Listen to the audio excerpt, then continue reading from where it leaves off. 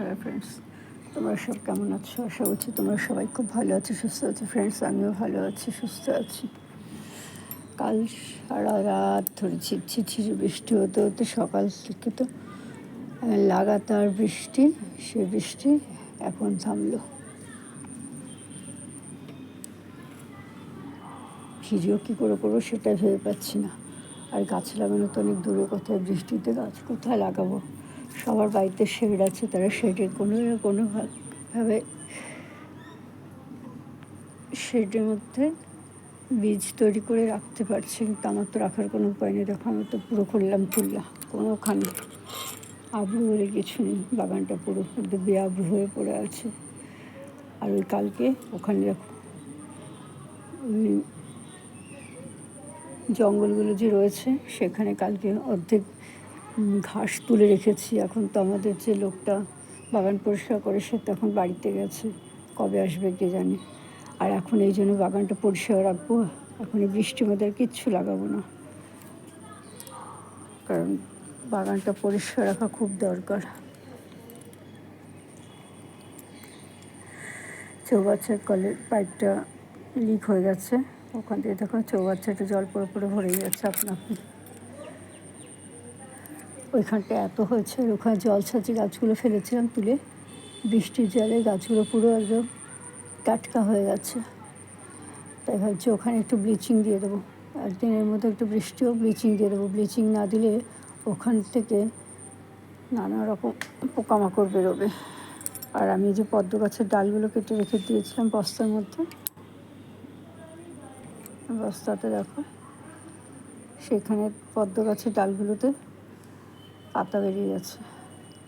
মানে ওটা রেখেছিলাম আবর্জনা হিসেবে, কিন্তু ওখান থেকে পাতা বেরিয়ে গেছে। আর এই দেখো, আমি কালকে একটা কচু গাছ, দুখানা কচু গাছ নিয়ে এসে লাগিয়েছি বস্তার মধ্যে। দেখো ওই বস্তার মধ্যে যে কচু গাছগুলো লাগিয়েছি, আমি আমাদের বাড়ির পেছনে যেখানে বাপের বাড়িতে, সেখানে একটা বড় পুকুর আছে। পুকুরটা পরিষ্কার করেছে, পুকুরটাও পরিষ্কার করে ওই পাশ থেকে খুব সুন্দর অনেক কচু শাক হয়েছিল। তো ভাবলাম যে একটা কচু শাকের ডগা তারে গোড়ার সময় তুলে নিয়ে যাই। একটা তুলতে গিয়ে দেখলাম যে দুখানা হয়ে গেছে, একটার তলে গাঁঠি হয়ে গেছে আর একটার তলে কী হয়েছে, লতি বেরিয়ে গেছে। তাই কালকে নিয়ে এসে গ্রো ব্যাগের চালের বস্তার মধ্যে লাগিয়ে দিয়েছি। আর লাগিয়ে আর জল দিইনি, কারণ এখন যেভাবে মাটি ভেজা, ওই জন্য আর জল দিইনি, মধ্যে লাগিয়ে দিয়েছি। দেখো সুন্দর হয়েছে গাছগুলো, দেখো। আর ঝিঙে গাছটা তো কত বড় হয়ে গেছে। আর এখান থেকে পেঁপে গাছের থেকে পেঁপে পেরে মোটামুটি গাছ পুরো ফাঁকা করে দিয়েছি। এটা হলো নিচের বাগান। বাগান মাটিতে যেটা আছে সেটা তোমাদের দেখালাম। এবার চলো ওপরে বাগান দেখাবো, চলো ছাদের বাগান দেখবে চলো। আজ বাইরে থেকে একটা জিনিস দেখলাম যেটা আমি কখনো খেয়াল করিনি। এত বৃষ্টি হচ্ছে, ছাদ পুরো পিছল, পা দিতেও ভয় লাগে। এই দেখো,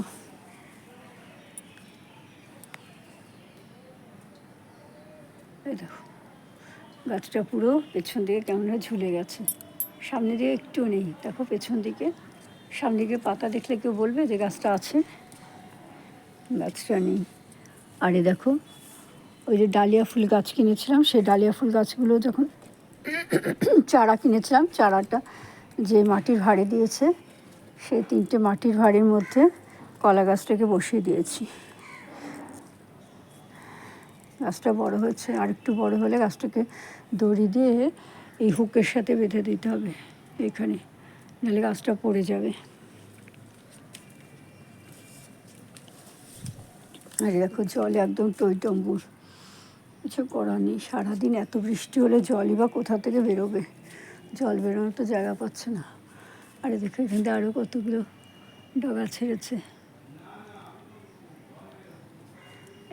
এখান থেকে আর নতুন সব ডগা ছেড়েছে।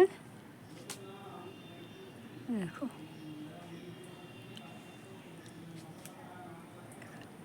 কালকে এত ডগা ছিল না, বৃষ্টি হতে না লক লক করে ডগাগুলো ছাড়ছে।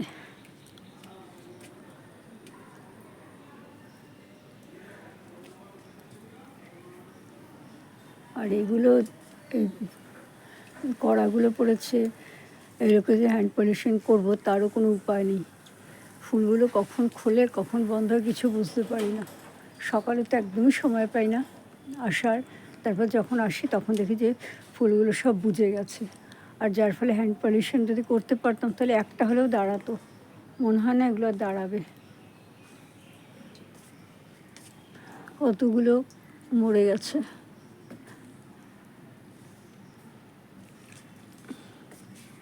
কতগুলো পড়ে গেছে। আর ঝিঙে ফুলগুলো ডালগুলো তো কোথায় গেল সেটা দেখতেই পাচ্ছি না, একটাই মাত্র।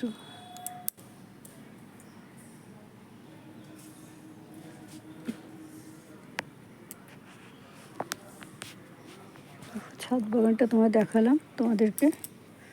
আর এই দেখো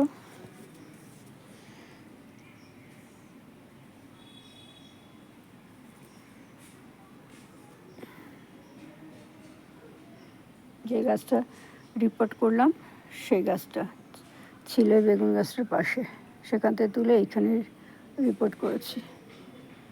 করার পর এখন এই অবস্থা আসছে।